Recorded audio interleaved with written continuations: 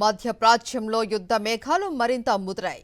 Gulf జలాలలో వాణిజ్య నౌకలే లక్ష్యంగా Iran దాడులు కొనసాగుతున్నాయి. తాజాగా దుబాయ్ తీరంలో లంగరు వేసి ఉన్న కువైట్ చమురు ట్యాంకర్పై డ్రోన్ దాడి జరిగింది. ఈ ప్రమాదంలో నౌకలో భారీగా మంటలు అంటుకున్నాయి. దుబాయ్ మీడియా ఆఫీస్ ఈ విషయాన్ని అధికారికంగా ధృవీకరించింది.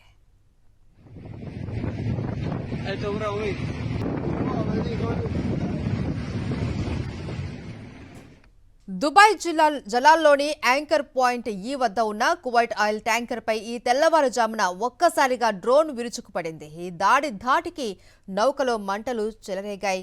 సమాచారం అందుకున్న వెంటనే Dubai civil defence, maritime fire fighting teams రంగంలోకి దిగాయి. నౌకలో మొత్తం 24 మంది సిబ్బంది ఉన్నట్లు సమాచారం. అదృష్టవశాత్తు ఈ ప్రమాదంలో ఎవరికీ ఎటువంటి గాయాలు కాలేదు అని, సిబ్బంది అందరూ సురక్షితంగా ఉన్నారు అని అధికారులు ప్రకటించారు. మంటలను అదుపులోకి తెచ్చేందుకు మారిటైమ్ రెస్క్యూ టీమ్స్ తీవ్రంగా శ్రమిస్తున్నాయి.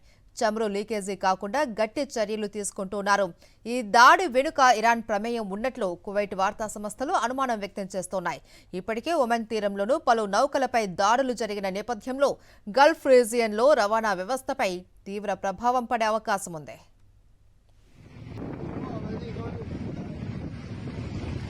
గల్ఫ్ రీజియన్లో పెరుగుతున్న ఈ దాడులు అంతర్జాతీయ చమురు మార్కెట్ను కలవరపెడుతున్నాయి. ప్రధానంగా స్ట్రైట్ ఆఫ్ హార్ముజ్ మీదుగా జరిగే సరఫరాకు ఆటంకం కలిగించేందుకు ఈ దాడులు జరుగుతూ ఉన్నాయని విశ్లేషకులు భావిస్తున్నారు. ఈ ఘటనపై కువైట్ ప్రభుత్వం ఇంకా అధికారిక ప్రకటన చేయాల్సి ఉంది.